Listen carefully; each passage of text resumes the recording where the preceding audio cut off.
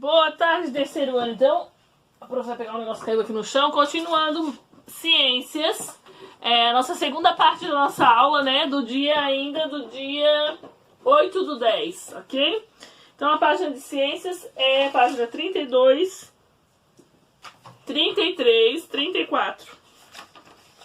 Lembrando que nós estamos finalizando o conteúdo.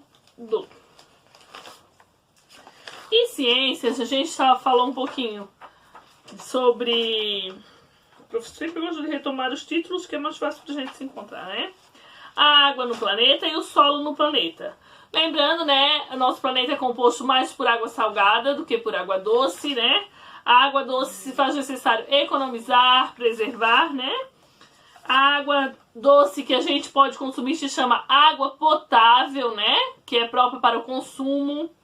A água, ela deve ser insípida, inodora e incolor, ok? Incolor, que não tenha cor, inodora, que não tenha cheiro, e insípida, que não tenha sabor, ok? Estou só lembrando. A poluição da água vem dos esgotos, dos esgotos industriais e assim, do lixo e tudo mais, né? A gente já viu bastante sobre a água. A prof vai dar uma revisada no solo, né? O solo ele pode ser arenoso, que é areia, mais areia, argiloso, que é o barro, e umífero, que é a terra que é boa para a produção agrícola, né? Para a plantação. São os tipos de solo. A importância do solo, né? A importância do solo, além de fazer da gente poder construir nossa moradia, construir as coisas que a gente tem na cidade e na área rural também, ela é utilizada principalmente para o plantio, né? Se o solo for muito utilizado, ele degrada, ele morre e assim é necessário que faça a utilização de pouco agrotóxico ou nenhum agrotóxico nas plantações. Então, uso do solo. Adubação, que consiste em colocar nutrientes no solo para ter um solo mais... para ter um solo melhor. Aração, né, que é você girar a terra, arar a terra, deixar ela boa para o plantio. Irrigação, que é a questão de quantidade de água certa para aquele espaço de terra. E drenagem, que são espaços construídos, covinhas, cavinhas, buraquinhos, né, para drenar a água para que a terra não fique tão úmida, que a água demais também faz mal. E rotação de cultura é você plantar coisas diferentes no mesmo espaço de terra. É rotação, de rodar, né? E assim, a gente está vendo em ciências, então, agroflorestas, que são plantar e ter áreas florestais junto. No solo podemos encontrar vida, como minhocas, cogumelos, bactérias, formigueiros, tatu-bola, também serve como moradia. Degradação do solo, que são os desmatamentos, as queimadas. E a gente parou na parte de compostagem, que é na parte de 31. Ó. E a compostagem é um processo que se faz para você fazer o quê? A reciclagem do resto dos alimentos orgânicos. E a prof comentou com vocês no último vídeo aula que eu tinha a minha sobrinha, ela tem uma compostagem na casa dela, lá em Florianópolis, onde ela mora. E ela faz a questão de... Ela tem a compostagem e ela mandou um videozinho bem curtinho sobre a compostagem lá que ela tem na casa dela. E no áudio que ela me mandou, que eu não vou encaminhar pra vocês, ela disse que ela tem um tipo de minhoca, que é uma minhoca diferentemente dessa que a gente encontra aí na terra normal. Ela fez com um tipo de minhoca, ela disse que existem vários tipos de compostagem. E ela mandou um pouquinho dela, a minhoca dela é tipo canadense, porque é uma minhoca um pouco mais tranquila. Ela diz que as minhocas normais que a gente encontra no dia a dia são minhocas mais agitadas. E que a única coisa que ela evita de colocar para as minhocas frutas cítricas, que são muito azedas, né? Então ela evita esse tipo de alimento para elas, não pode. Ela diz, fora isso, ela coloca resto de qualquer tipo de alimento ali, de casca de fruta e de verdura, de legumes, para fazer a compostagem dela. Eu vou colocar para vocês no final desse vídeo, vou anexar ele junto com esse. Chegamos na página 32, é a atividade, né? Complete a cruzadinha sobre a degradação do solo. Então você vai ver as palavras.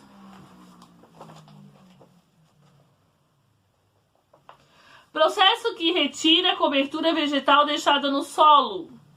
Causa o embrutecimento do solo. Então todas essas perguntas, a resposta está no texto.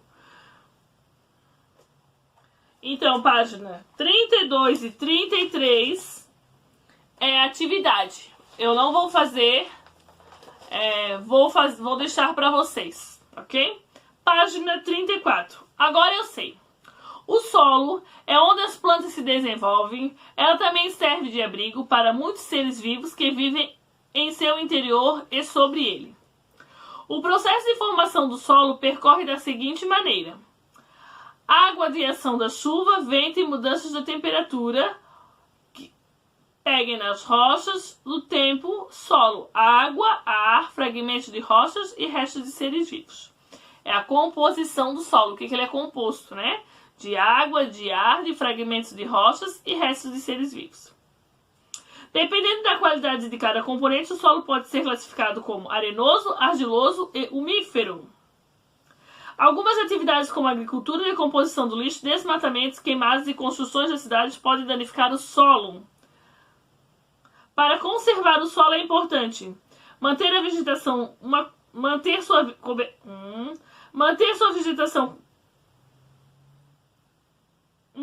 cobertura vegetal. Olha, 3 vezes tentei ler a palavra e não consegui. Separar e destinar corretamente o lixo. Dar preferência ao consumo de alimentos sem agrotóxicos. A conservação do solo é importante e é essencial para a vida dos seres humanos e dos outros seres vivos. Não precisa fazer o cartaz, tá? A gente já fez cartaz no bimestre passado, a prof não vai pedir para vocês. Além dos cuidados, aborde acima, nananana. Então é apenas um conhecimento, não há necessidade de fazer o cartaz, ok? Então, essa é só a nossa finalização da apostila de ciências. E agora a prof vai explicar nesse mesmo vídeo a atividade avaliativa de português. A atividade avaliativa de português, ela é um pouquinho complexa. Deixa eu pegar a minha apostila aqui. Por que é um pouquinho complexa? Primeiro, ele envolve este livro aqui, que é o nosso livro paradidático. Então, é Ciências e Português, tá? Para eu colocar aqui.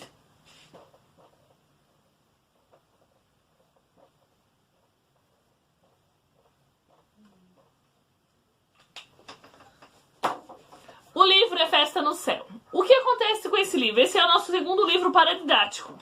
E ele traz um modelo de leitura diferente. Ele é para ser feito coletivamente, como se fosse um teatro.